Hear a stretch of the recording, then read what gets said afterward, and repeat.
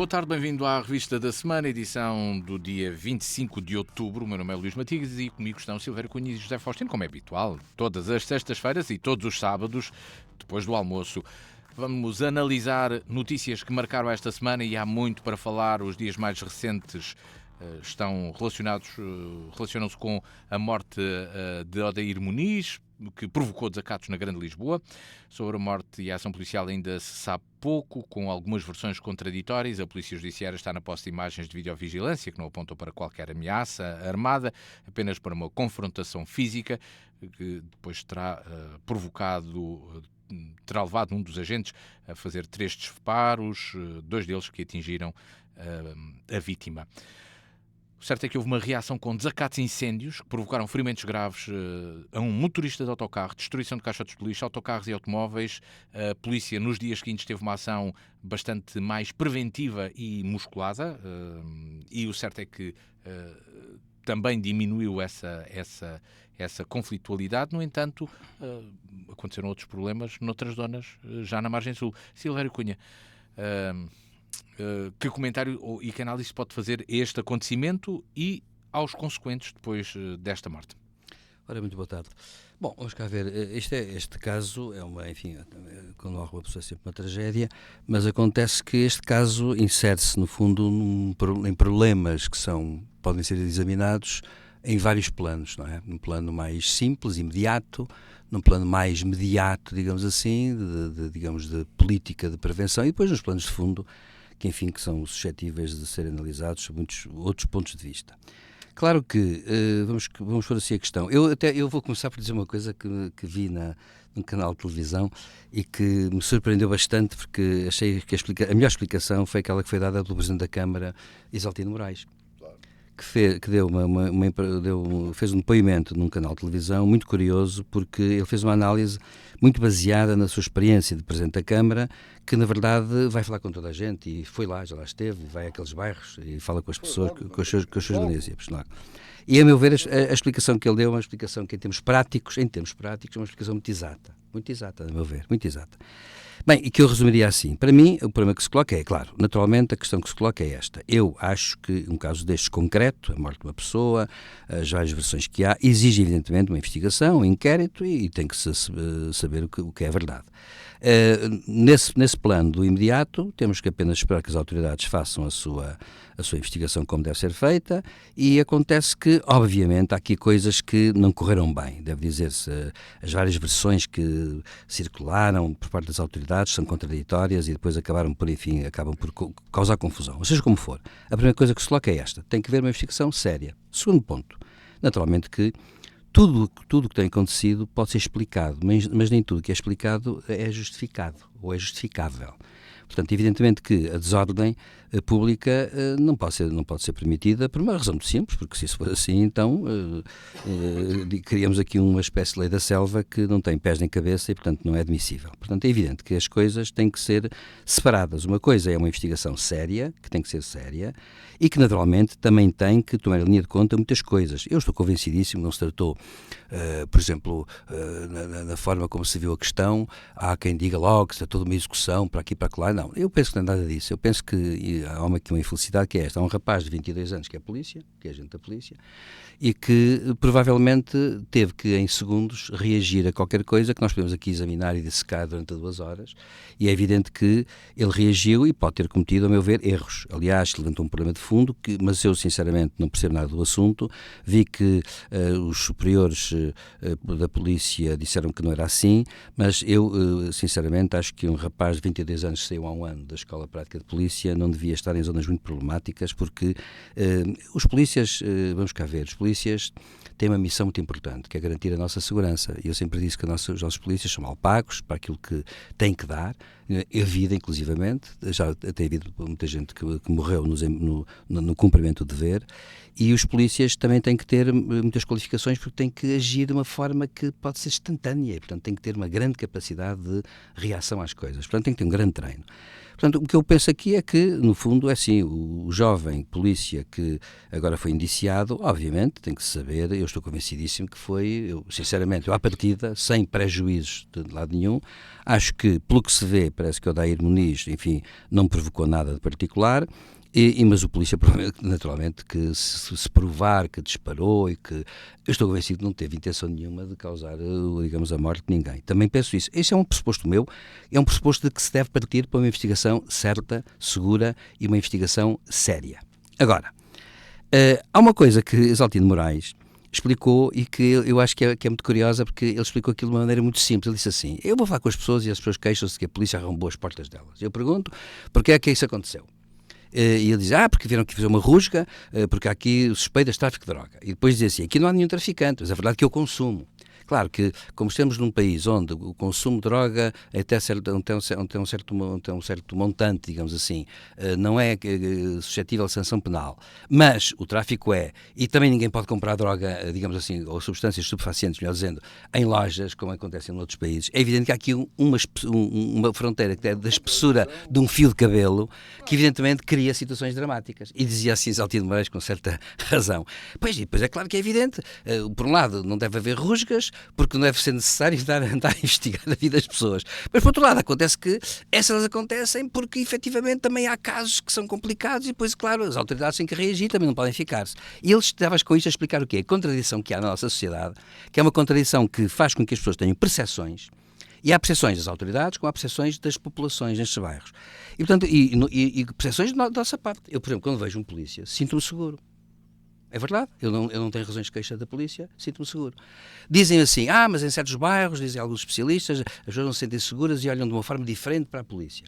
Então eu diria assim, então o que é que há? Quando há o treino e o curso que os polícias tiram para ingressar nas forças de segurança, eles não têm instruções sobre isso?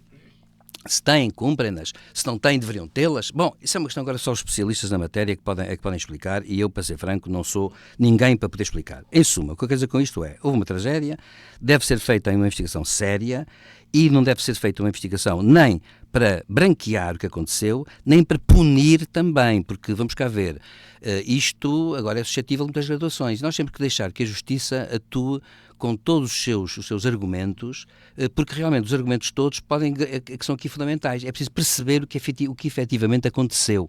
E sem se perceber o que efetivamente aconteceu, não podemos estar a julgar previamente ninguém, nem o polícia, que neste caso está em análise, nem naturalmente, digamos, podemos julgar uma pessoa que terá reagido de uma forma que aparentemente seria suspeita, embora naturalmente até se diga aqui que, e é verdade também uma coisa, uma pessoa que olhe para outrem e faça um gesto, o outro tem que perceber o que é que esse gesto quer dizer. Ora, não pode partir do princípio que é um gesto a partir de inimigo. Tem que haver aqui, talvez tenha que haver aqui uma qualquer forma de percepção que eu julgo que também há na cabeça das pessoas que estão no terreno. Portanto, quer os habitantes dos bairros, quer as forças de segurança, têm, a meu ver, percepções que podem estar erradas relativamente uns aos outros. E, portanto, isso é importante verificar. Portanto, uma investigação séria, com todas as garantias habituais e o exame rigoroso dos acontecimentos. E depois é que se vai ver. José Faustino... desculpe só dizer, mas nada disso justifica as desordens, como é evidente. José Faustino, mas isto resultou depois em grande desordem em alguns locais. Pois bem, porque... originou isso, mas aqui temos que dividir as coisas por temas e vamos lá tratar cada coisa em seu ponto. Na Cova da Moura, acho que se chama aquele bairro, tem havido desacatos ao longo dos anos. Uma vez foi lá assassinado um polícia com 20 e tal tiros, um jovem também, não na Cova da Moura, mas há 2 ou 3 semanas houve um indivíduo que matou 3 a tiro, e agora morreu num encontro, numa operação policial, morreu um cidadão da Cova da Moura. A primeira coisa que se tenta logo colar isto é o racismo, o que não tem qualquer tipo de lógica sobre esta matéria, porque o problema da raça das pessoas que estão envolvidas nisto não entra aqui neste filme e só entra por má vontade ou por querer acirrar os ânimos. Eu não sei o que aconteceu, nem ninguém sabe o que aconteceu, exceto os protagonistas.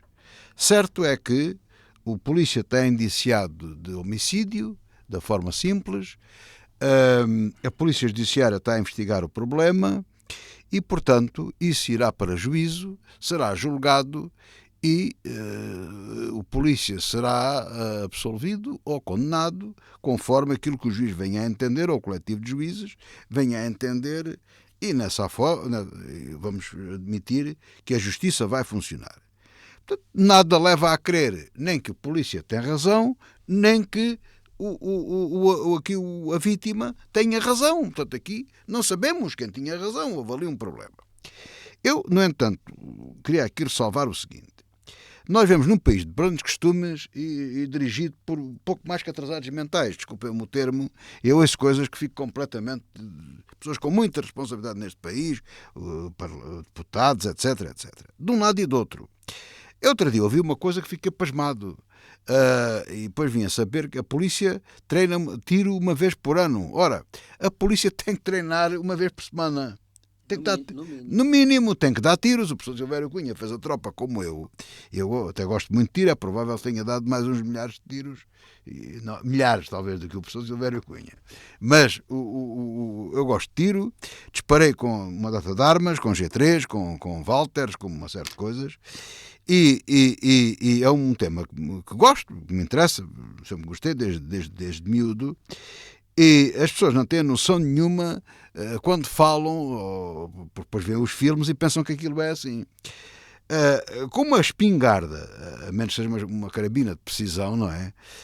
Uma espingarda, não vou falar da G3, mas é aquilo que toda a gente conhece, hoje já não está em uso, e hoje se virmos as reportagens no Médio Oriente e tudo isso, aquilo tudo tem visões laser, miras telescópicas, e que são coisas altamente sofisticadas. Porque o tiro e as armas são coisas muito complicadas. Uma arma, como aquelas pistolas que a polícia tem, que aliás são muito boas, penso eu, é preciso um grande treino para que um polícia a uma distância de 5 metros, por exemplo, eu não sou especialista na matéria, mas é da minha experiência antiga, de muitos anos, há muitos anos que isto foi, mas eu não me lembro, mas com uma pistola, para dar um tiro numa perna a um indivíduo a 5 metros não é fácil. O mais provável é que nem lhe acerte. E até o mais certo é atirar-lhe para o tronco, para a barriga, não é como se diz. Há especialistas nos filmes, na Netflix, não é? Que conseguem dar tiro. Eu acredito que a Força Delta consiga fazer isso. Fazem tiro todos os dias. Conseguem disparar um tiro e a bala passa. Porque há balas perfurantes e derrubantes, que é outro problema que também nunca ninguém fala. A polícia, penso eu, que usa nas pistolas balas perfurantes. E, portanto, elas conseguem entrar e sair. E há treino para que a bala entre e saia sem ferir nenhum órgão essencial, o coração, os pulmões, aquilo entra ali. É treino. Ora, é aquilo que os nossos políticos não querem que a polícia faça. E a polícia faz uma vez no ano, treino. E eu estou convencido que há polícias que durante 20 anos nunca deram um tiro. Portanto, tem que ter treino. E este jovem, com 20 e tal anos, se calhar ainda estava fresco, ainda deu tiros na formação que teve, recente, e tudo isso. Mas isso tudo são coisas que servem para pensar e para acautelar o futuro. De qualquer modo, isso será julgado em tribunal e não podemos daqui tirar qualquer tipo de conclusões. Agora, o que é que acontece?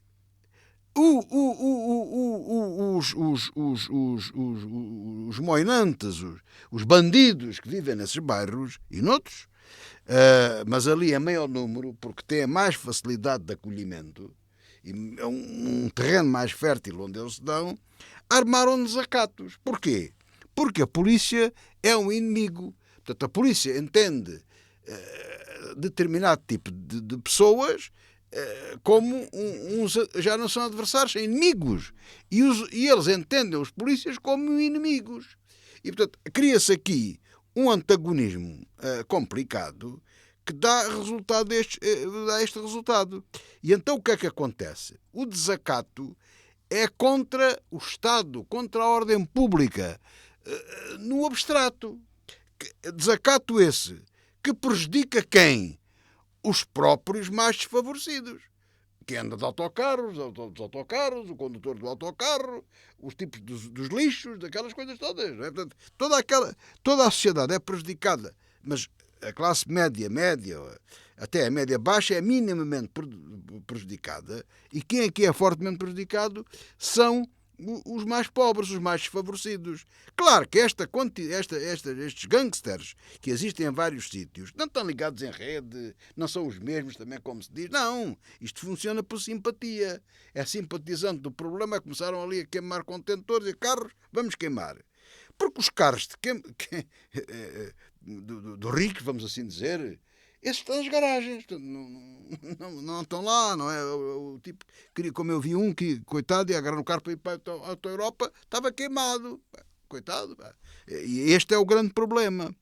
Ou seja, há um descontrole total sobre a organização social nestes bairros e nesta malha urbana. Em tudo isto está desarticulado. Por culpa de quem?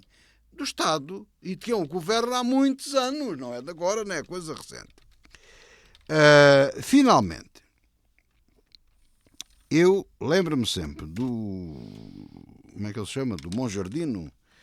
Miguel Monjardino, que uma vez, quando isto começou, a guerra na Ucrânia, eu já tenho aqui falado várias vezes nisso e volto a falar, levou umas frutas, umas bananas e umas coisas lá para a televisão, para distinguir os comentadores dos analistas e dos especialistas, porque há aqui uma certa diferença. E isso, para o público, não venham cá com a literacia dos médias e tudo, há literacia em tudo. E mesmo o mais letrado é enganado em determinadas coisas, e portanto isso aí não vale a pena irmos por aí. Mas uma coisa é certa, era bom que se dissesse às pessoas, por exemplo, a televisão, que é o meio mais poderoso que há, mais que as redes sociais, ao contrário do que se faz querer. Eu estou a falar na rádio, mas, enfim, nós estamos aqui um bocadinho mais abaixo na influência que temos junto das pessoas, mas temos alguma também, e por isso temos cuidado naquilo que dizemos. Mas as televisões, neste momento, eu as redes sociais não frequento, e sei que têm muita influência, mas as televisões têm mais influência que as redes sociais. E verifica-se imagens sucessivas a serem passadas que não se sabe se são de arquivo, são da atualidade, são em direto, etc. Por aí. E depois vê-se dezenas de pessoas a falar que não se sabe se são comentadores, se são especialistas, se são analistas. Não se percebe. Porquê? Comentador qualquer um comenta. Tudo bem, há liberdade de expressão, tudo certo. Especialista. Bom, ou é especializado na matéria, ou é jornalista, ou tem qualquer vínculo, digamos, deontológico, pelo menos com a informação. Tem que ter qualquer coisa. Um especialista na matéria tem que estar qualificado para isso, não é? Quer dizer, para falar de veterinária tem que ser um médico veterinário. Isso tem que ser dito. Felizmente já demos um passo. Já começámos a ter uma legenda cá em baixo, ao pé do... Como é que aquilo se chama? Nunca me lembro. Nos oráculos. Não, aquilo tem um nome. No rodapé. O rodapé, mas tem um nome. Agora não vai. Mas tem sempre um nome, a pessoa que está a falar, e o que é que ela é. Mas não chega, comentador isto, ou não chega. Tem que se dizer o que é que ele é. Se é psicólogo, se é médico, se é politólogo, o que é que é. Para concluir então, e passarmos ainda nesta análise a este tema. Não, e portanto, estes comentários todos, e os comentadores a filiação partidária. Eles próprios devem fazer declaração de interesses. E, portanto, isto lançou uma grande confusão junto das pessoas em que nada beneficia ninguém. Porque depois aparecem os partidos políticos da extrema-esquerda e da extrema-direita, mas é aí que quer chegar. A incendiar o tema. Mas é aí que quer chegar. E ainda há confusão maior. Mas é aí que quer chegar. Pois Silvério bem. Cunha, a reação política, temos extremos que são abutres da situação, como acusa a Iniciativa Liberal? Bem, acontece que são abutres da situação todos aqueles que se antecipam à investigação séria que tem que ser feita e tentam daí tirar efeitos, sejam quais forem os efeitos, seja incendiar os ânimos, seja tirar, enfim, proventos eventualmente eleitorais, seja o que for. A verdade é esta, tudo aquilo que sai fora do rigor que a investigação primeiro exige, evidentemente que tudo aquilo que sai fora de uma certa ponderação é ser abutre da situação, porque é alimentar-se, no fundo, da situação de uma maneira que não tem fundamento em rigor. Marcar duas manifestações, uma de uma maneira, outra de outra, para este momento, a questão é assim, não será a questão também oportunista? Eu acho que a questão que põe-se assim, os partidos políticos que começaram logo a falar no assunto, é verdade que eu vi na televisão, apareceu Mariana Mortágua e depois apareceu um outro... o Mário Mortágua, depois apareceu o deputado Paulo Núncio do CDS, que até vi os dois debaterem a questão. Devo dizer que os dois, quando debateram a questão, foram relativamente serenos. Depois apareceu, de facto, o Dr. André Ventura e o seu líder parlamentar, penso eu, que vieram fazer, digamos assim, dizer algumas coisas. Mas olha que o Bloco de Esquerda não foi nada pacífico. Não, eu estou a dizer, naquele debate. Agora, acontece o seguinte, acontece que a verdade é esta, não tem sentido nenhum fazer nem uma manifestação de apoio à polícia, e pode acontecer, eu admito que a família da vítima, naturalmente, tenha apresentado uma queixa, que os amigos façam manifestação, que se queixem, que exprimam a sua dor, isso eu admito isso perfeitamente, portanto, sem dúvida. Agora, eu acho é que, de facto, não tem interesse nenhum e é contraproducente, e a meu ver está errado, que partidos políticos usem este acontecimento dramático e trágico, porque morreu uma pessoa, afinal de contas, usem este acontecimento para tirar proventos políticos e querer incendiar um bocado o que se passa. Como devo dizer uma coisa também acho errado aquelas passagens, milhares de vezes, as mesmas imagens, permanentemente nos canais de televisão.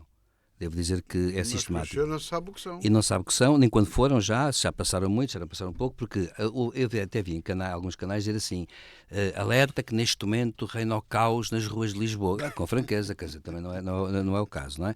Portanto, o que eu acho aqui é um bocado isto, é que está errado, portanto, tirar proventos políticos a partir daqui. Há um inquérito judicial e a justiça tem que atuar de uma forma imparcial e com o tempo próprio. A opinião pública pode doer. Eu vou dizer uma coisa que pode ser impopular, mas que é um bocado assim. Eu, por exemplo, compreendo que neste momento seja a viver uma grande angústia a família também do polícia, bem entendido, que é um jovem, e depois já não falar do polícia também. Portanto, acontece que eu acho que tem que haver aqui... Não, mas sobretudo esse, coitado. Não é? Sim, mas a família também, não é? E a família, agora, todos, o que eu quero dizer com isto, e a família da pessoa que foi vítima também tem uma grande dor. Também. Portanto, eu admito que essas pessoas estejam numa grande angústia e acho que se estamos a agir contra a memória da vítima e contra a família da vítima, como estamos a agir do lado da família também do polícia e do próprio polícia, nós estamos a beneficiar, se não houver serenidade para ver o que é que efetivamente aconteceu e graduar aquilo que aconteceu, porque um fenómeno também, um facto pode ter acontecido e pode ter diversas graduações. Portanto, isto tem que ser serenidade. Acho muito mal que os partidos políticos usem isto para efeitos, digamos assim, político-partidários, francamente. Claro que o assunto é político no sentido de políticas públicas. Portanto, Isaltino Moraes fala nisso. E diz que, no fundo, a questão é haver políticas públicas, nestas camarárias municipais, no sentido de resolver a questão dos bairros e tal. E também quero dizer outra coisa, que é também importante dizer. Claro, da parte de muita gente que fala daqueles bairros, há aquela ideia que também é verdadeira, que é o seguinte, hoje em dia, a guetização, seja qual, e na Europa isto é geral, provoca sempre subculturas. As sociedades não são imunes a tudo, não são imunes, quer dizer, sempre que carrega num ponto, carrega num ponto produz efeitos no outro ponto, no oposto. Portanto, evidentemente que há subculturas, inclusivamente criminosas também, criminais. Não quer dizer que, agora, a esmagadora maioria das pessoas que vivem naqueles bairros são pessoas honestas. Mas, professor, e não há guetos nenhum. Não, guetos há. Não há nada. Alguns guetos há. Guetos é sentido. Mas na Cova de Amor é tudo bandido. Não, de forma nenhuma. De forma nenhuma. O que eu estou a dizer é que a esmagadora maioria das pessoas é honesta. Sim, e haverá minorias de pessoas que vivem com subculturas lá dentro. Claro. E isso hoje em dia acontece muito. Acontece muito. Agora, o que eu acho precisamente é isto, é que para sossego das pessoas e da honorabilidade das pessoas desses bairros, que são pessoas honestas, na sua esmagadora maioria, como na esmagadora maioria dos outros bairros, tem que haver capacidade de ter serenidade dentro desta situação que exige, de facto, investigação e que exige que nós lamentemos todos. Na verdade, a verdade é esta, só dizer uma coisa ao Matias, é só dizer o seguinte. Eu sinto uma coisa que me parece que é importante. As sociedades devem autocompreender-se. E nós temos que perceber uma coisa. Quando as coisas acontecem, todos nós, num certo sentido, claro que eu sei que é um sentido, digamos, metafísico, se me permite a expressão entre aspas, todos nós somos culpados de haver situações que se criam assim. Por isso é que o Isaltino Moraes veio dizer assim, bom, realmente é que temos que pensar numa política de habitação, temos que pensar em certo tipo de políticas de certa forma, e ele veio para tentar mostrar que, Por exemplo, tem que haver talvez uma polícia de maior proximidade, de maior, digamos, que interação. Ele é praticante. Ele é praticante. E, portanto, acontece que, se não acontecer isso, se não houver um pensamento mais complexo destas coisas, andamos sempre a tiro, uns a tiro a defender-se, outros a tiro a atacar. E isso não pode ser. José Faustino, existem, realmente, observamos aqui abutres políticos a tirarem partido desta situação? Podemos chamar abutres, como podemos chamar outra coisa qualquer. Claro que sim, mas o professor Silvério Cunha falou aqui várias vezes, e eu sou suspeito, tenho uma grande simpatia pelo Dr. Isaltino Moraes, que aliás me foi uma vez apresentado, e não mais do que isso, porque portanto já o conheci pessoalmente. E não era ele presidente da Câmara nessa altura. Foi no interregno. Mas eu penso que Oeiras e Isaltino Moraes, o Conselho é um Conselho modelo para Portugal. E não é por acaso que ele foi o único que apareceu no sítio, no local, para falar com as pessoas à vontade. E não avançou mais, não foi lá mais falar com as pessoas, porque não o deixaram ir, porque a polícia pediu para ele não ir. E fica aqui esse registro. Portanto, Isaltino Moraes tocou, aliás, como não podia deixar de ser, porque tem os defeitos que tiver, é de facto um autarca exemplar. E popular. E popular, não, porque ele conhece as pessoas e sabe os problemas. Eu achei muita graça quando andavam a discutir habitações. Digo, bom, a gente aqui vai entregar 100 habitações. Para o mês que vem há outros. Os outros falam, a gente faz. Porque é isso. Falam, mas ele faz, executa. E ele conhece os problemas e sabe dos problemas e tudo isso. E normalmente tem razão, porque ele daquilo conhece. E portanto fica aqui a minha saudação e a minha homenagem ao Dr. Isaltino Moraes, que é de facto um autarca extraordinário. Mas em relação aos abutres da situação, o nome de abutre vale o que vale. É isso, de certa forma, que o professor Silvério Cunha também já disse, e eu não me vou alongar muito, que é aproveitar um determinado acontecimento como este que agora aqui aconteceu, como podia ser noutro sítio. Há também aquele da Boa Vista, não é? Aquele bairro de Setúbal também é problemático. Há uma certa zona. Bom, e o que é que acontece? A extrema-esquerda, sobretudo o Bloco de Esquerda, porque o Partido Comunista é muito comedido disto. Eu ontem estive a ouvir o deputado António Filipe, mas estou de acordo com o que ele disse. Mais ou menos aquilo que eu aqui estive a dizer é o que ele tem dito. Portanto, o Partido Socialista o Partido Comunista é muito cauteloso nestas coisas. A ala esquerda, que é muito grande agora no Partido Socialista, é mais incendiário o Bloco de Esquerda do que o Partido Comunista. O Partido Comunista é muito cauteloso nestas coisas. E daí que eu rendo a minha homenagem e a minha consideração que tenho. Completamente desalinhado ideologicamente, mas tenho que considerar. O Bloco de Esquerda, tudo aquilo que praticamente ouvi, e muita gente do Partido Socialista, são atitudes completamente incendiárias, ou de abutres, iguais às do Chega. Iguais. Porque eu achei uma graça tremenda, eu já não sei dizer aquilo, é tanta coisa. Vi um indivíduo qualquer, acho que é o líder parlamentar do Bloco de Esquerda, a criticar os do Chega, mas o discurso dele era completamente incendiário, em sentido contrário. E isso é que é um problema tremendo. Porque, vamos lá ver, nós não vimos, nem sabemos o que é que aconteceu. O que nós sabemos é aquilo que nos contaram, aquilo que a comunicação social nos trouxe. Facto é que houve um problema, houve um desentendimento, houve um cidadão que foi morto e há um polícia que está dentro dos termos da lei, há um inquérito e há isso tudo. Isso é o que nós sabemos. Agora, azar dos távoras. A vítima é negro e o polícia é branco. Então, se a vítima fosse branca e o polícia fosse negra, alterava-se alguma coisa? Não. Rigorosamente não. De todas as coisas que têm acontecido ultimamente, não há racismo. Não estou a dizer que o racismo não existe. Estou a dizer que ali não há racismo. Ali há bandidos e há polícias. Não estou a dizer que a vítima era bandido, o outro diz que é polícia. Isto é o que eu digo. Agora, que se aproveita isto, por exemplo, André Ventura, que faz eu digo assim, André Ventura, não, André Ventura, vamos dizer, num terço daquilo que diz tem razão. O próprio, o o mais incendiário, o Sombra, o outro, o líder parlamentar, o Vítor Pinto, ou não sei o quê. Pedro Pinto. O Pedro Pinto. Num quinto, ou um quarto, ele tem razão. Se ouvirmos com atenção. O resto não tem. É incendiar, é abutre. Esta é que é a questão. Ou seja, tenta tirar partido de uma desgraça para dizer o quê? Dar uma medalha à polícia porque matou o indivíduo. E se atirassem a matar, havia mais ordem neste país. Isso é verdade. Mas a gente não quer esse tipo de ordem, a gente quer outra ordem. Claro que no tempo do nosso amigo, entre aspas, Oliveira Salazar, isto não acontecia. Não tinha grande hipótese de acontecer. Mas a gente não quer isso. A gente não quer que Oliveira Salazar volte. Queremos outra coisa.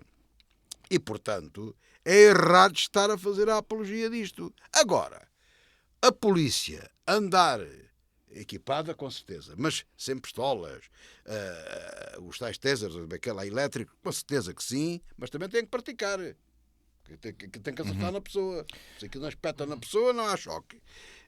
E por aí adiante. Mas também não podem andar com uma rosa a bater na coisa. E na cabeça, na cara das pessoas. Portanto, e tudo isto é aproveitado no sentido daquilo que se pretende. Porque, azar dos diabos, o homem era negro e pronto, é racismo. Não há racismo nenhum. Quer dizer, aqui há polícias e ladrões e bandidos. Fica a análise este caso. E há eventualmente inocentes. Fica a análise este tema, que já ocupou metade do tempo do nosso programa. Partimos para outro, o Congresso do PSD, quase há uma semana, mas temos de falar dele. Luís Montenegro anunciou 7 novas decisões que abrangem várias áreas, a começar pelo grande projeto de reabilitação da área metropolitana de Lisboa, passando pela revisão dos programas de ensino básico e secundário, centros de acolhimento, entre muitos outros. Há quem diga criticamente que o PSD se aproximou da extrema-direita. Silvério Cunha, que conclusões podem ser retiradas do discurso do Primeiro-Ministro? Isso é por causa da ordem e da disciplina. Eu julgo que, digamos, esta ideia que agora avançou, se aproximou da extrema-direita, tem a ver com os centros de acolhimento dos migrantes, a política relativa aos migrantes. Mas acontece que vamos cá ver, eu penso que o Primeiro-Ministro disse o seguinte: disse que haverá centros de acolhimento, que lá já existem em Lisboa, no Porto, para imigrantes em situação irregular ou ilegal. Vamos cá ver, o importante não é que tem que haver centros de acolhimento para pessoas que, de qualquer maneira, entraram cá sem qualquer tipo de documentação, etc. Isso tem que haver. Agora, o importante é outra coisa. As pessoas têm que ser tratadas nos termos das convenções internacionais de direitos humanos. Portanto, a questão é, e o Primeiro-Ministro falou nisso, disse que seriam tratados respeitando todos os seus direitos. Portanto, eu penso que uma coisa é haver tipo centros de prisão, como fez o Sunak no Reino Unido, e que depois o governo, aliás, trabalhista já anulou. Aquelas celas daquele barco imenso e tal, aquilo eram celas, não era nenhum hotel, nenhuma pensão, das pessoas estavam a aguardar a eventual regularização ou não da sua situação. Portanto, isso é outra coisa. Portanto, o Primeiro-Ministro falou nisso e, por acaso, eu sinceramente acho que não disse que seriam cumpridas as leis todas, as convenções internacionais relativas aos direitos humanos e, portanto, eu vou ser franco.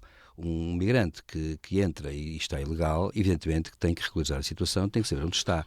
As coisas como são, até para a proteção do próprio migrante, diga-se passagem. O imigrante tem que saber, até para ser protegido, porque senão anda aí e se acontecer qualquer coisa, até acaba por não ter proteção alguma. Essa é uma. Outra.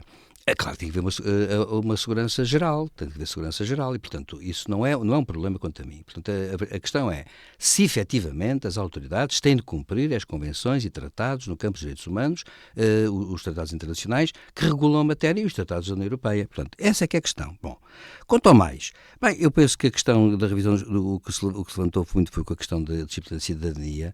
Eu penso, por acaso, aqui que há aqui um equívoco qualquer, que é o seguinte: o Ministro da Educação, deve dizer-se que é um ilustre académico no campo da economia, foi um bocadinho infeliz porque quando lhe perguntaram o que é que ele achava, ele disse que achava isto, aquilo, aquilo outro, e quando lhe perguntaram porquê, ele disse que francamente não sabia, que é uma coisa um bocadinho, é inútil um ministro dizer isto, portanto, se não sabe, não fala. E dizia assim, olha, não posso pronunciar, há uma comissão que vai tratar do assunto, não é? Agora a questão que se coloca é um bocado esta, devo dizer que a disciplina foi criada no governo de Passos Coelho com programas que se mantêm inalterados desde essa altura. O que eu penso é outra coisa, que o discurso que há sobre essas matérias, em alguns tópicos, porque lá fala-se também de empreendedorismo, de literacia financeira, portanto, o problema é o outro, é quando se toca em temas que a sociedade em geral acha que são tabu. A questão da sexualidade, por exemplo, das questões de género, etc. E, portanto, a questão que se coloca é saber se se é descritivo, que eu penso que é o que, à partida, deverá existir, é descritivo. Há coisas que acontecem, coisas que, portanto, têm que ser explicadas cientificamente. Se não passar disso, eu compreendo que o Governo Passos Coelho criou a cadeira e o programa, e nunca mudaram o programa. Portanto, as pessoas agora falam do programa como se ele tivesse lá coisas que são absurdas. Não são as mesmas. A questão é como é que elas se abordam. E há uma coisa curiosa que eu vi na imprensa. É que houve gente e associações de pais que dizem que o problema é outro. É que fala-se de coisas para as quais os pais não têm resposta. E eu aí devo dizer uma coisa, tenho pena, porque a escola serve para isso, é para ensinar. Se os pais não têm resposta, então os pais também têm que aprender, que é uma coisa diferente. E isto faz-me lembrar aquela história que me dá muita vontade de rir, e permita-me só agora dizer isto, que é uma autêntica anedota, o José Faustino certamente lembra-se disso. Pouco antes de Portugal entrar nas comunidades europeias, aconteceu uma coisa ridícula. É que a RTP2, ainda só havia dois canais, RTP2 transmitiu às 10 horas, às 22 horas e 1 minuto, o célebre filme O Império dos Sentidos, de Nagisa Oshima. E foi um grande sarilho no dia seguinte, porque houve gente a protestar, aquele senhor que era dirigente do CDS e presidente da Câmara de Lisboa, Abacassis, protestou, Nuno Abacassis protestou, e houve muita gente a protestar. Houve um jornal, um semanário... Até encabeçou uma manifestação. Sim, manifestação e tal. E acontece nessa altura, curiosamente, quem veio salvar o filme, que retrata, por acaso fala de um caso que aconteceu, de facto, no Japão nos anos 30, o filme é considerado um grande filme, muito premiado, porque é um filme que tem uma grande estética. E acontece que, curiosamente, eu verifiquei duas coisas, que foi... Uma é que foi o porta-voz da Conferência Episcopal que veio defender o filme, na altura, veio dizer, não, o filme, podemos duvidar da hora que foi transmitido, mas o filme tem uma grande qualidade estética, é um filme premiado, o Império dos Sentidos. Bom, mas curiosamente, houve um jornal, um semanário de grande expressão, na altura já também, que trouxe uma grande reportagem e entrevistou algumas pessoas. E o que é que aconteceu? É que nessa altura a RTP mandou um comunicado dizendo assim, seguimos as regras da Eurovisão, que diz que os filmes complexos e que podem ter conteúdos polémicos devem passar sempre depois das 22 horas. Porque a partir das 20 horas as crianças mais novas estão na cama e os adolescentes também, na Europa. E, portanto, nós seguimos as instruções da Eurovisão. O que acontece é uma coisa, que como demonstrou esse semanário, houve uma mãe, houve rapaziada não estava houve mães e pais que disseram assim, pois, mas é que as minhas filhas de 6 anos estão a ver televisão e eu não tinha autoridade para as mandar deitar. Pois é, mas isso é um problema dos pais e das mães. Não é um problema da lei. Quer dizer, é um problema cultural. Portanto, é um grande problema esse. Portanto, o que é que acontece? A disponibilidade de cidadania, se for verdade aquilo que eu vi, reafirmado, ninguém desmentiu, que foi criado no governo de Passos Coelho, os programas não foram alterados, foram criados nessa altura pelo Ministério da Educação, acontece que o problema que se põe ali, e se é verdade que alguns pais dizem que há problemas ali que eles não sabem falar, pois então nessa altura é a altura dos pais irem cultivar-se. Pronto, agora pode dizer assim para terminar. Claro que pode haver interpretações diferentes aqui e acolá. E isso é uma questão que pode ser ponderada. Agora, há questões de ordem científica e que são descritivas e empírico-analíticas, e, portanto, eu penso que isso é importante. E, no resto, quando se fala do programa da disciplina, é a impressão que tem coisas lá doidas. Não tem. Tem coisas muito normais, como o empreendedorismo e a literacia financeira, entre outras. Portanto, eu penso que é uma questão cultural e acho que nós estamos numa sociedade que está a ficar, francamente, com algumas gerações de pais que são, desculpem dizer isso assim, mas dá a impressão que são pessoas que parece que não querem aprender, não querem reagir perante os filhos. Sim, mas há coisas... Não querem chatices, não pode ser. Também tem esse direito. Não tem, não. Não tem. Na sociedade não se tem esse direito. Tem. Eu vou lhe dizer uma coisa. Não tem. Eu vou dizer uma coisa. A pessoa não pode dizer assim, eu quero ser... Eu sempre orientei nas disciplinas opcionais a questão com os meus filhos, nessa altura, há muitos anos. E ninguém me impediu. Está bem? E espero que agora continue a ser assim. Parece que não. Portanto, se me vierem dizer que o género da pessoa é escolhido, eu não quero o meu filho nessa disciplina. Sim, desculpe, a pessoa não quero. É que nem me interessa discutir quem fez, nem deixa de ser. Não quero. Ponto. Mas olha que o Eu ministro... não quero, acabou. Sim, Não, mas é que não quero. Mas há uma coisa, mas olha que o ministro da Educação não foi taxativo. Não, o Ministro da Educação E veio é um dizer excelente que era uma questão a ministro. ponderar, Sim, porque não mas, havia, quer não. dizer, ele não, essa história toda de se levantar a questão da disciplina, Não, eu não, acho que o não, Primeiro-Ministro não, falou não. no assunto e falou de forma um bocadinho Sim, impensada. o ministro- Por isso, eu só vejo... O Ministro da Educação é bom. Portanto, eu só vejo, no discurso do Primeiro-Ministro, Dos melhores. esta questão da cidadania levantar essa questão da aproximação. Sim, Mas, as pessoas sinceramente... andam indignadas. Mas eu francamente... Mas Não acho- há que haver apologia à homossexualidade. Desculpe lá. Não, professor. mas isso não É está em pá, causa. tem que Quer saber dizer, a tolerância à homossexualidade, não tem que haver apologia, mas nada. apologia Não não há tem que haver orgulho nada. disto nem daquilo. Mas repare, não. sim, mas repare, mas eu não Como falo- não há o orgulho do machista, não há o orgulho do gay, não há. Certo, Não pode haver. mas a questão não é essa para mim. É que essa, é. nos Mas o conteúdos debate aqui, programáticos- neste eu caso... não sei. É aí é que está o ponto, professor, é aí que está o ponto. Mas para mim a questão pensa assim. É que está o ponto, Os conteúdos não. programáticos não falam de apologia de nada. Portanto, essa é que Não é a é questão. apologia. Não falo de apologia de nada. É a maneira como se apresenta as coisas. Está bem, mas... Ó, professor, se eu disser que o primeiro rei de Portugal, que foi o Dom Sancho I, não é verdade. Pois não. Foi o pai dele. Pois não. Então- Mas a questão que eu coloco não é essa. A questão que eu digo é, se os conteúdos programáticos forem, digamos, suscetíveis de descrição e análise científica, estão corretos. Agora, podem dizer-me assim, bem, mas há pessoas que acham que há professores que dizem isto e para isto é outra questão que pode ser examinada. Claro que sim. Agora, a disciplina em si é correta. Sim, mas a E os conteúdos disciplina não está em programáticos são causa. corretos. Pronto é isso. José eu acho. Faustino, vamos analisar ao que disse Luís Montenegro nesse congresso do PSD, Sim. porque Quanto são ao resto, 7 quanto ao medidas. resto, sim, mas Tem- as tem que outras passar- medidas, sim, deixa-me só dizer isto, as outras medidas não têm nada contra em princípio. Portanto, José acho Faustino, bem. José Faustino, José O Faustino. professor Silvério Cunha está mais para as questões fraturantes. Exato. No resto não há nada a dizer. A reabilitação da área metropolitana. Espera aí. Então, é importante. É importante. José Faustino, vamos a uma análise a estas medidas apresentadas no congresso do PSD. Eu estou-me a meter consigo, atenção. Mas, não, mas há a dizer, olha lá. Mas em relação à questão da cidadania, olha, quem agora eu, deixo-me livre, quer dizer, numa análise muito rigorosa da coisa, com certeza, já no tempo, antes do 25 de abril, havia a Organização Política e não sei o que da Nação. Não sei, Administrativa. Organização Política e Administrativa da Nação. OPAN. Exatamente, havia essa disciplina, havia regime moral, havia muita coisa. E agora é bom que haja e que as pessoas saibam, devem estudar a Constituição, devem saber um certo número de coisas, devem aprender a cidadania, a urbanidade, tudo isso, deve haver urbanismo na relação das pessoas, etc, etc, etc. Agora, não se pode lá dizer que o género é escolhido conforme as pessoas querem, não. Isso é outra coisa. Que se deve respeitar aquilo que cada um é e cada um... Isso também deve dizer, está na matéria. Agora, certas coisas acho que andaram um bocado para a frente. E foi isso que deu polémica e foi isso que o governo, e bem, na minha opinião, quis pôr um ponto de ordem. Nada mais do que isso. Penso eu. E se for mais alguma coisa do que isso, pois bem, aí já estamos errados e não estou em desacordo com o professor Silvério Cunha, que alguns pais também precisam de disciplina. Estamos de acordo nisso. Mas isso é no ensino recorrente, não é? Sim. Ora bem. Mas há uma coisa que eu quero destacar e que o professor Silvério Cunha não falou, mas porque certamente se esqueceu, estava mais aqui porque o Matias induziu aí, que é uma coisa extraordinária. A reabilitação, eu vou agora ser irónico. Esquecimento do interior. A reabilitação da área metropolitana de Portugal. Ok.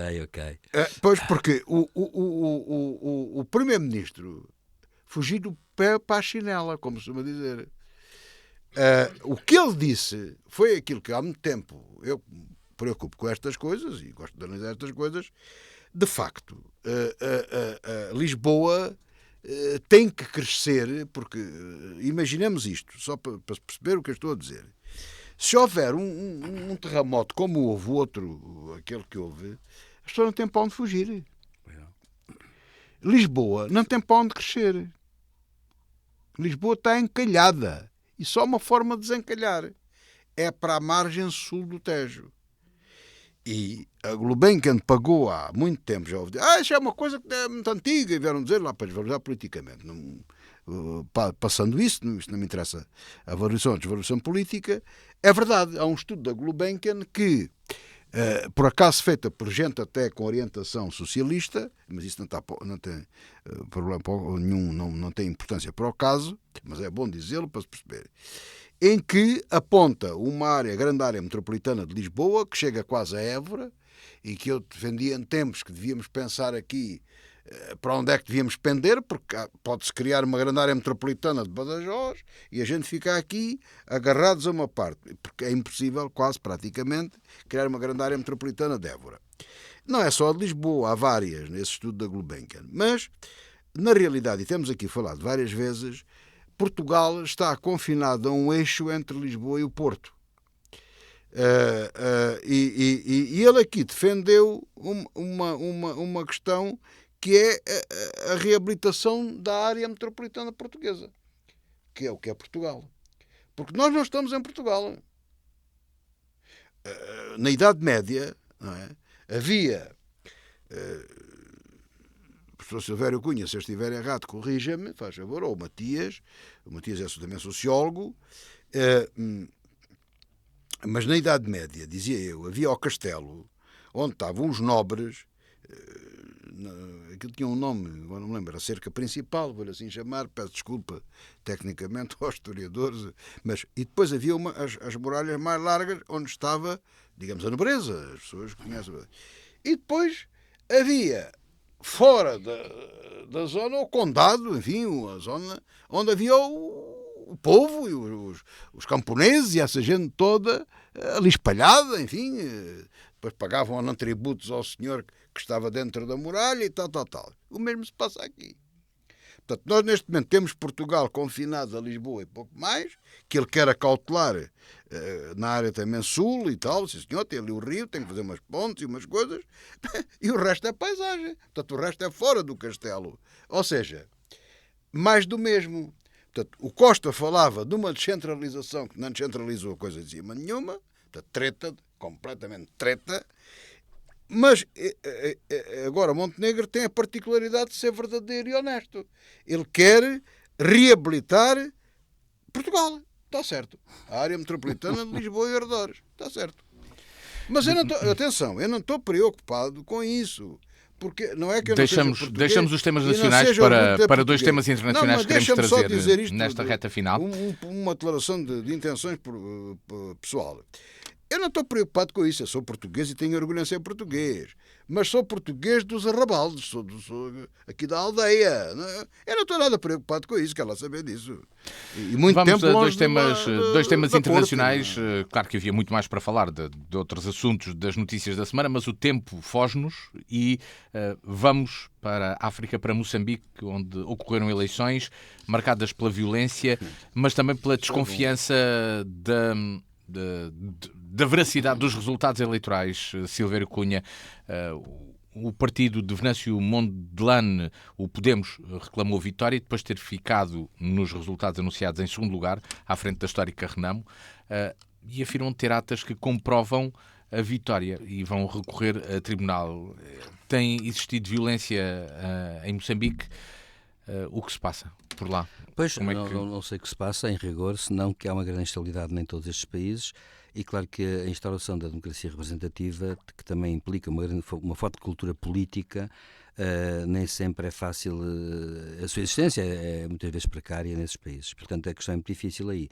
Claro que isto dos partidos, a Frelimo reclama ter vitória com maioria absoluta, o partido Podemos ficou em segundo lugar à frente da Renamo, afirmaterados comprovam a vitória, também acho difícil, por causa, enfim, com 3 partidos, haver partidos que tenham, digamos, percentagens robustas, nem sempre é fácil, provavelmente é outros partidos até, que às vezes nesses países há muitos partidos, depois têm pequenas percentagens. Bom, a firma ter atas comprovam a vitória e vai recorrer ao Tribunal Constitucional, mas vamos ver o que é que vai acontecer. A firma ter atas comprova a vitória, mas são as atas de todos os lados. É difícil saber e, portanto, neste momento isso só mostra uma coisa, mostra que, do ponto de vista institucional, a democracia representativa deste tipo de países, e aqui neste caso em Moçambique, ainda é precária, ainda tem um longo caminho a percorrer. Há quem diga, relatos que chegam de Moçambique até aqui, que há contagens de votos que são superiores ao número de eleitores. Contagens de votos de um só partido.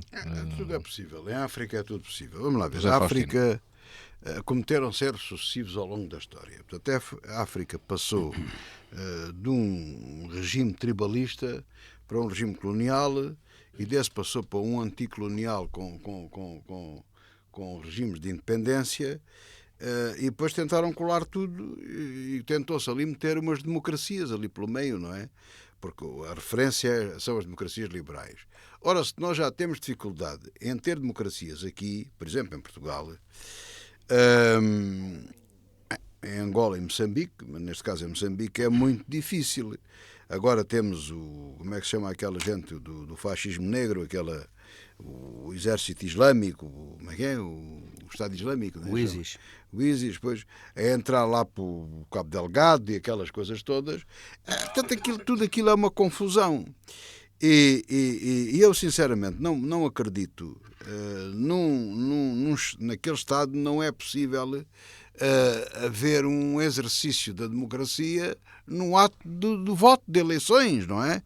E acredito perfeitamente que há de haver chapeladas, há de haver trafolhices e há de haver erros parte a parte. Claro, até aí, mal ou menos, é mal lá mesmo, mas o problema é que há assassinatos e coisas dessas. Isso, de facto, na altura, em 2024, isso é uma coisa completamente intolerante e não pode acontecer. Agora, como é que isso se resolve, eu também não sei bem. Portanto, eu acho, e sempre tenho defendido, que isso devia ser tema de reflexão, porque não se pode andar, a história não pode andar para trás.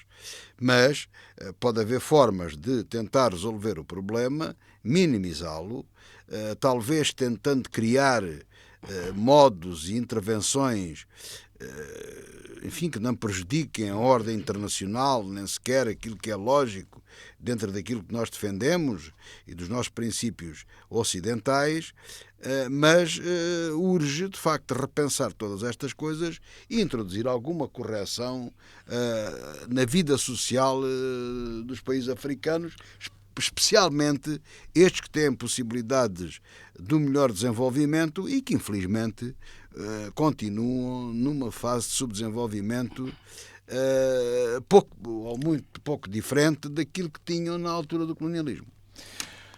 Na Rússia reuniram-se os BRICS. Putin quer um acordo de paz com a Ucrânia baseado na realidade do terreno. Por lá esteve também António Guterres, o secretário-geral das Nações Unidas, que apelou à paz na Ucrânia, uma paz justa em conformidade com a Carta das Nações Unidas, o direito internacional e as resoluções da Assembleia Geral. Mas Guterres foi criticado por ir à Rússia e não ter aceitado o convite para estar, por exemplo, na Cimeira de Paz na Suíça. Será que isto fica aqui uma má fotografia de António Guterres a apertar a mão a Vladimir Putin? Entretanto, soube-se que na Rússia estão já alguns milhares de soldados da Coreia do Norte. Pelo menos é essa a informação que vem dos serviços secretos sul-coreanos, Silvério Cunha. Ora bem, aqui há vários assuntos, são tópicos. O primeiro tópico, é claro, começo logo pela Coreia do Norte. De facto, se for verdade que 12 mil soldados norte-coreanos estão na Rússia para combater, isso é um envolvimento já bastante grave do ponto de vista, digamos assim, da geopolítica global, não é? E, portanto, é uma questão que tem que ser examinada com todo cuidado. E eu penso que o próprio Putin já admitiu que pelo menos andavam por lá conselheiros militares, portanto deve ser verdade a minha opinião. Segundo ponto, Putin quer um acordo de paz, é curioso, já falou de acordo de paz, sim, e curiosamente ele é um realista internacional. É o que eu já aqui disse sempre, é um homem do século XIX. Ele quer a realidade da força, portanto, baseada na realidade do terreno. Ou seja, ele neste momento tem 20% da Ucrânia e quer o quê? Quer um acordo de paz baseado em ficar com aqueles 20% da Ucrânia. Ponto. É isto. E quando muito cederá aqui, um bocadinho aqui e acolá, e vai ser assim nessa base. É bom não esquecer que a Rússia criou uma economia de guerra. Há tempos li um artigo muito interessante de um economista político e geopolítico e geopolitólogo que mostrava como a Rússia, ao criar uma economia de guerra, soube de algum modo precaver-se muito bem contra até as sanções. As sanções não têm sido tão eficazes porque Putin, de certa forma, antecipou-se em alguns aspectos. Claro, está tudo uma economia de guerra, uma economia de sofrimento para a população, bem entendido. Mas acontece que economicamente tem desenvolvimento. Mas, exatamente, teve um crescimento, provoca crescimento. Pronto, esse é o problema. Mas Putin, de facto, é um realista puro, que é a correlação de forças, ponto final. Não há direito, não há nada. Bom, segundo ponto, António Guterres reuniu-se com Putin. Eu devo dizer que o discurso que ele fez está muito correto, a questão do direito internacional, a Carta da ONU. Putin tem razão. Putin violou a Carta da ONU, violou o direito internacional, viola as resoluções da Assembleia Geral. Portanto, acontece que, sob esse ponto de vista, uma paz justa tem que ser uma paz em que a Rússia tem que admitir voltar às fronteiras iniciais, não é? Às fronteiras legais e reconhecidas internacionalmente, para depois a partir daí dizer assim, mas nós achamos que há ali umas minorias que têm direitos e não têm sido cumpridos. E aí é que começam as negociações. Eu acho que a justiça é um bocado isso. Quanto à crítica que têm feito, bom, eu já disse e repito, Guterres é um diplomata de alto nível, portanto ele tem que saber também fazer cedências para poder falar com todos. Ele tem que manter isso. É bom não esquecer que os BRICS reuniram e os BRICS neste momento têm uma lista de 50 países que querem entrar para os BRICS. E acontece que desses 50 países fazem parte de países que são diferentes, como a Indonésia, como, por exemplo, a Arábia Saudita. A Venezuela. Exemplo, a Venezuela também. E, portanto, acontece que são países, regimes muito diferentes, São bons. que querem entrar.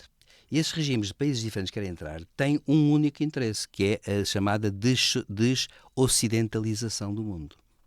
E é por isso que o Ocidente tem que ter olhar para isto com muita, muita atenção. Porque, na verdade, é assim. Países muito diferentes, com regimes diferentes, têm neste momento um inimigo comum para eles, que é o Ocidente. O Ocidente, os seus valores, etc. E isso é uma coisa que o Ocidente tem que pensar muito bem e tem que ser muito cuidadoso. Guterres provavelmente não foi à Suíça e eu penso, com toda a franqueza, penso isso. Eu dou crédito ao engenheiro António Guterres neste ponto.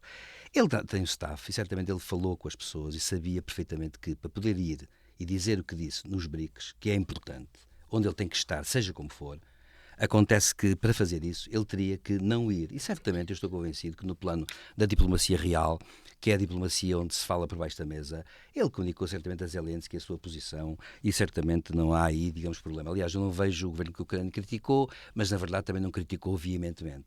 A verdade é esta, tem que ver, lá está, é curioso. No fundo é assim, infelizmente o realismo internacional é muito baseado na violência e correlação de força e não devia ser no direito.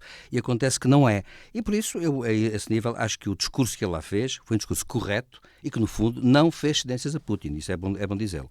E, portanto, olha, eu vejo isto com pessimismo e vejo isto com, digamos, com alguma preocupação, porque acho que, neste momento, países como a Alemanha estão-se a preparar para abandonar. A Áustria já declarou que não quer mais nada para com a Ucrânia, porque neste momento, aliás, ganhou as eleições um partido que é adepto da paz com a Rússia.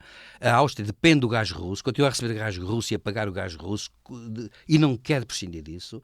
E a Alemanha está-se a preparar para fazer a mesma coisa. Portanto, acontece que o Ocidente está muito dividido, ao contrário do que se possa julgar. E acho que isso é que é muito preocupante por uma razão, porque o império do direito internacional é paradoxal uma coisa. Eu vou dizer uma coisa que parece que é um bocado chocante, mas é assim. O Ocidente foi muito eurocêntrico quando dominou o mundo. E até podemos dizer hoje em dia que o direito internacional ainda é muito eurocêntrico. E eu devo dizer, pois é, mas como dizia o Kofi Annan, não há mal nenhum em que se defendam valores que beneficiam toda a gente. Os direitos humanos, por exemplo. É uma invenção do Ocidente. Pois bem, eu acho que são universais porque são avanços civilizacionais. Portanto, o que acontece é uma coisa, e termino, é que, de facto, o que está a acontecer é que hoje há uma espécie de ataque de não identificação com certos valores. Porquê? Porque, na verdade, estes países todos que querem, são contra o Ocidente, também têm uma coisa que é uma questão de identidade nesse sentido. Não se aplica aqui os direitos humanos, somos culturas diferentes, não queremos saber, querem voltar para trás, como Putin quer voltar ao século XIX. Ora bom, o Ocidente, de facto, tem valores importantes. Agora, eu acho que, sob esse ponto de vista, acho que há aqui uma ironia, é que defender o direito internacional é muito eurocêntrico, é verdade. Embora não seja já totalmente eurocêntrico, mas é muito eurocêntrico. Mas, neste caso, é correto, do meu ponto de vista, é justo e é correto. José Faustino, esta reunião dos BRICS, uma análise. Bom, isto começa logo, independentemente do resto, esta sigla é uma fraude. Porque BRICS foram, em determinada altura, BRICS B, Brasil, R, Rússia, I, Índia, C, China, S, África do Sul. Eram países que tinham um grande desenvolvimento, estavam em via de um desenvolvimento para fora do normal, portanto eram países em grande desenvolvimento. Isso foram os BRICS. E tem a sigla dos próprios países. Ora, aqueles que se juntaram, incluindo a Venezuela e todos aqueles que o professor Silvério Cunha falou e outros que não falámos, não tem nada a ver com BRICS, nem com desenvolvimento, nem coisa nenhuma. Tem a ver justamente com o retrocesso completo civilizacional, económico, todo. É a antítese daquilo que eram os BRICS. Aliás, tem já um banco presidido por Dilma Rousseff, uma grande amiga de Portugal, aliás, digo que estou a usar ironia, porque odeia Portugal, como eu também não gosto dela, estamos empatados, e que, aliás, gostei muito de a ver em grande tete-a-tete com o ditador Putin, e, portanto, está tudo a caminhar no bom sentido. O mau sentido é aquele que o professor Silvério Cunha diz, que é, infelizmente, os traidores à causa ocidental, ao norte. Portanto, ao Tratado Atlântico Norte, à civilização ocidental, à democracia liberal. É a Carta da ONU. São os traidores, é a Carta da ONU, são os traidores, mas traidores houve sempre. Agora esperemos que Putin, o grande ditador supremo e o grande chefe supremo e o oportunista chinês, não tomem conta da situação. Porque, de facto, o que aqui se verifica é que no tempo da Guerra Fria havia, vamos dizer, dois grandes blocos. O bloco da NATO e o bloco do Pacto de Varsóvia. Um liderado pelos Estados Unidos, o outro liderado pela União Soviética. E havia um grupo que foi formado pelos os não alinhados. Bem? Agora, que chegaram a ser 77 Estados. muito bem, que eram os não alinhados. Não eram de um lado nem eram do outro, mas alguns até acabavam por ser de um lado e outro. Mas enfim. E agora, houve até já uns comentadores que quiseram assim comparar os BRICS com os não alinhados. Não tem nada a ver. É o novo bloco. É o Ocidente contra o Sul Grande, ou como quiserem chamar. Os BRICS é que não são. A sigla está mal feita. E porque depois querem o G7, não sei o quê. Não, o G7 é outra coisa diferente. Também não é o G7. Tem que se arranjar um nome para separar as águas. Mas, portanto, a ordem mundial começa a organizar-se perfeitamente em dois grandes blocos. O bloco, se calhar, ocidental e o bloco oriental. Embora anda aqui pelo o sul, não sei o quê. Pronto. É o Ocidente contra o outro. Também não é totalmente oriental, porque há muita gente que quer vir daqui. Nem totalmente norte, nem totalmente sul também. Pois é, exatamente. Portanto, são dois blocos. É o bloco A e o bloco B. É o nosso e os outros. Ainda se há de arranjar. Estou convencido que isso ainda se há de arranjar. Agora, para concluir, Faustino. Para concluir, eu não tenho dúvidas nenhuma. Se a Ucrânia, e as coisas não estão famosas, se a Ucrânia perder a guerra com Putin, o Ocidente perde. E é o primeiro grande prejuízo que vamos ter. É a grande vitória do ditador Putin e do avanço deste grupo, a que chamam BRICS, não tem nada a ver, como disse, mas é o grande avanço disso. E, portanto, vamos perder todos, como dizia o Papa. Parece que confirma-se a questão dos norte-coreanos lá, o que, na minha opinião, dá toda a legitimidade, numa primeira fase, à colaboração americana, alemã, aquela que seja, na operação de mísseis e de projéteis de longo alcance para atingir Moscou, se for preciso, que é legítimo, também se atinge Kiev. E, em segundo lugar, a pôr as botas no terreno. Será a Terceira Guerra Mundial? Talvez. É assim que temos de chegar ao final desta revista da semana com José Faustino Silvério Cunha. Muito forte, o professor Silvério Cunha quer dizer qualquer coisa. Não. Deixemos dizer. Deixa eu dizer uma coisa que curiosa. Houve alguém que num jornal qualquer disse assim: bom, agora há legitimidade para a Coreia do Sul enviar tropas para a Ucrânia. Claro. Que é uma coisa que, enfim, espero que não, claro, espero que não cheguemos a pontos desses. Mas já se falou. Chegamos assim ao final do programa desta semana. O encontro está marcado para de hoje, 8 dias. Até lá.